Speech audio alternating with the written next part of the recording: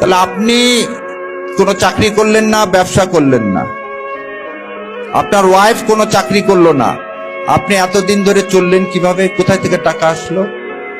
আপনি বলতেছেন বাংলাদেশ জামাত ইসলামের আমিরে জামাত কিভাবে 3,20,000 টাকায় মাসে চলে।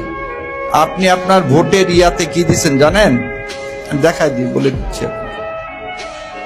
আপনি যাকে নেতা নির্বাচন করতেছেন সে বলছে তার মাসিক ইনকাম হচ্ছে, বাৎসরিক ইনকাম একক দশক শতক হাজার লক্ষ 6,76,353 টাকা। 1 পাউন্ড সমান 170 টাকা। 6 লাখকে যদি আপনি 170 টাকায় ভাগ দেন কত পাউন্ড আসে? 3,000 পাউন্ড। 3,000 পাউন্ডকে আপনি যদি 12 দিয়ে ভাগ দেন কত আসে? 400 পাউন্ড।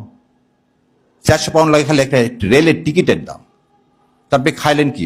বাতাস থেকে।